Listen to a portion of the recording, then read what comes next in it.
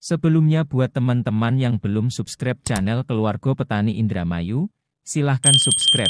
Semoga yang subscribe diberikan rezeki yang melimpah, amin.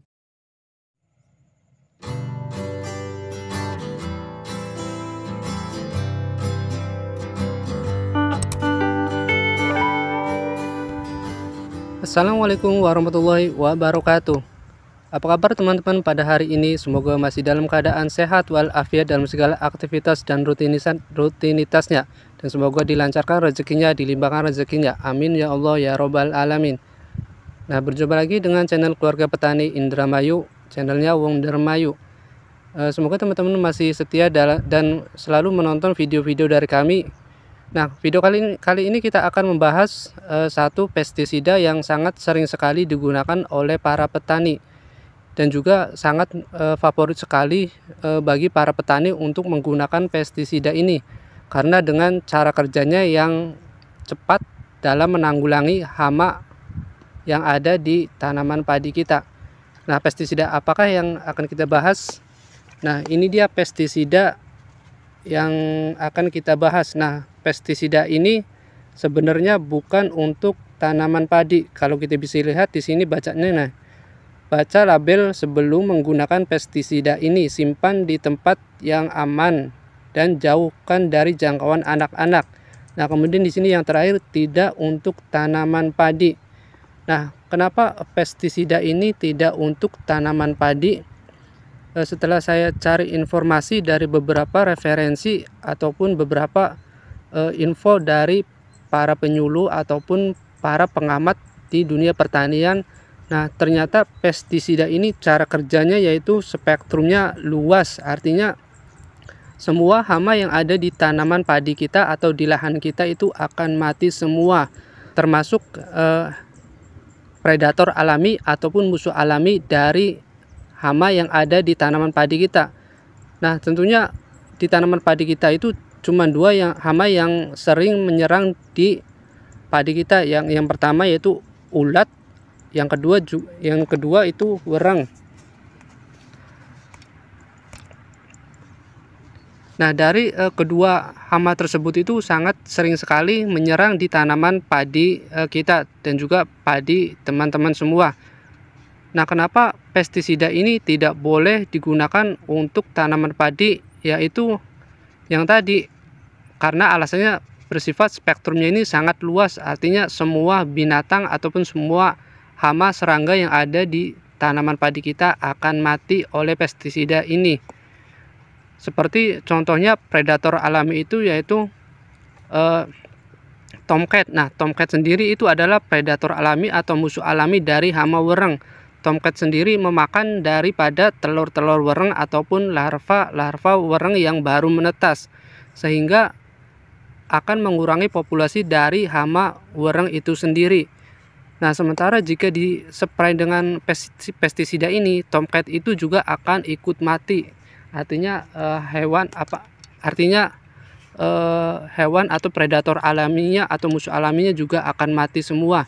Dan juga capung itu juga termasuk predator alami dari kaper ataupun ulat. Nah, capung ini bisa memakan kaper ataupun kupu-kupu.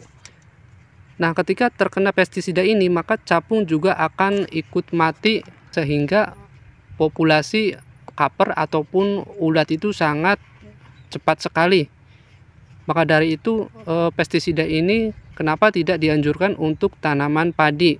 Tetapi kalau untuk tanaman seperti sayuran, buah-buahan seperti semangka ataupun melon itu bisa diperbolehkan. Nah, di sini sasaran tanamannya termasuk bawang merah, jagung, kacang panjang, termasuk mentimun juga bisa menggunakan pestisida ini. Dengan dosisnya yaitu 1-2 mili per liter air. Nah, pestisida ini walaupun tidak boleh untuk tanaman padi, masih banyak sekali para petani yang sangat favorit sekali menggunakan pestisida ini karena ya dengan cara kerjanya yaitu yang sangat cepat, sehingga hama ataupun ulat atau kaper yang ada di di tanaman padi kita itu akan cepat mati atau langsung mati dengan pestisida ini. Jangan lupa subscribe, like, and comment. Terima kasih.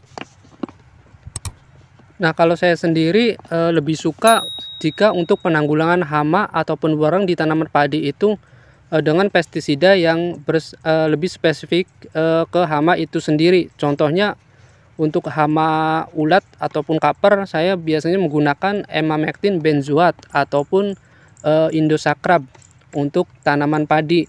Karena sasaran hamanya itu spesifik hanya ulat dan kaper, tidak untuk semua hama. Termasuk untuk hama warang juga di tanaman padi, saya hanya menggunakan yaitu yang berbahan aktif nitenpiram ataupun yang berbahan aktif yang ada di plenum ataupun berbahan aktif BPMC. Nah, itu sasaran hamanya lebih spesifik ke hama tertentu, tidak menyeluruh atau tidak mengenai semua serangga atau binatang yang ada di tanaman padi kita.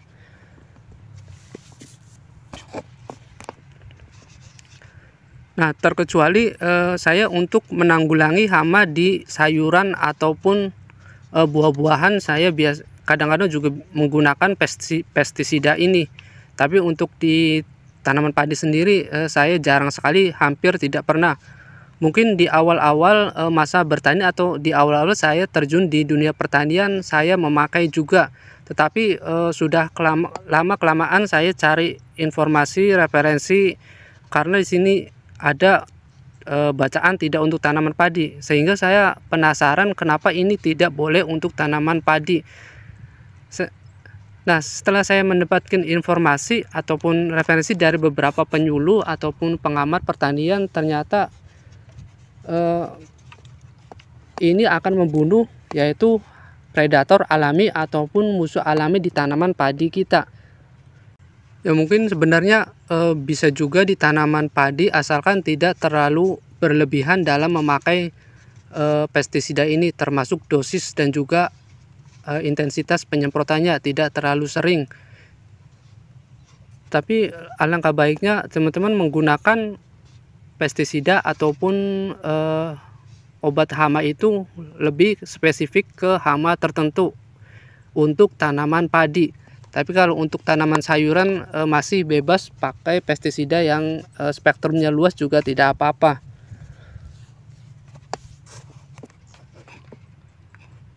Nah, oke, itulah sedikit penjelasan dari saya tentang pestisida yang berbahan aktif yaitu chlorpyrifos dan juga sipermetrin. Sebenarnya ini juga banyak sekali yang berbahan aktif chlorpyrifos dan juga sipermetrin dengan merek dagang yang berbeda-beda. Cuman di kemasan yang lain itu tidak ada bacaan atau tulisan peringatan di sini yang tulisannya itu tidak untuk tanaman padi. Kalau yang ini ada tulisannya tidak untuk tanaman padi. Nah, semoga bermanfaat video kali ini tentang informasi pestisida ini.